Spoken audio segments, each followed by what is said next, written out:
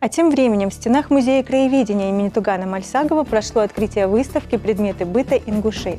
Взаимовлияние русской и ингушской культуры известного ингушского этнографа Султана Мережко». Нашей съемочной группе также посчастливилось прикоснуться к уникальным ценностям.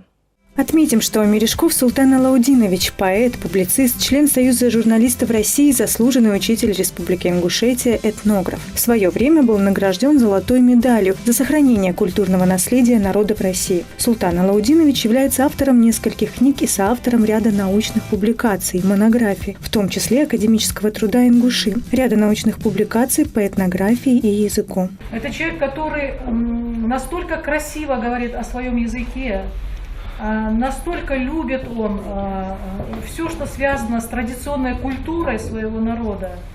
Вот эта любовь вся выливается вот в то, что мы видим. Это уникальная, я бы сказала, выставка.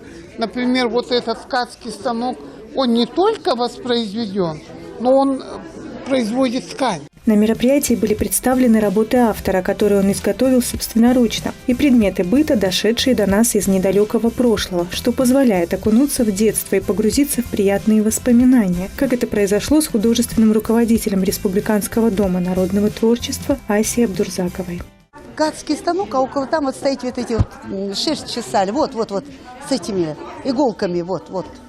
Это вообще было здорово. Нас мама вот так вот, знаете, учила шить. И потом веретеном вот так вот ниточку делали. Это что-то из моего детства есть, это я помню. В этой люльке лежали мои две дочери. Что самое интересное, они уже когда старше становились, они не хотели выходить из этой люльки. Вот им надо было сначала, я должна была их уложить в эту люльку. Она уснет, я ее оттуда вытаскивала и прикладывала в кроватку. Каждый предмет уникален и ценен по-своему. Каждый из них имеет свою историю и свою душу, несет память прошлого и ту волшебную энергетику, которую бережно хранит. По деталям представлены все необходимые предметы, которые использовались во время шитья.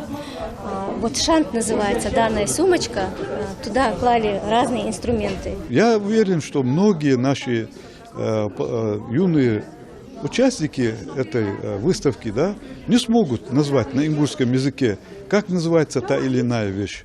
Поэтому эта выставка вызвана и еще тем, что на нем мы будем изучать свой родной язык. Выставка приурочена к юбилейной дате 250-летия вхождения Ингушетии в состав России. Цель данного мероприятия – показать и рассказать подрастающему поколению культуру и самобытность родного края, познакомить с историческим наследием ингушского народа и взаимовлияние русской и ингушской культур в течение четверти века.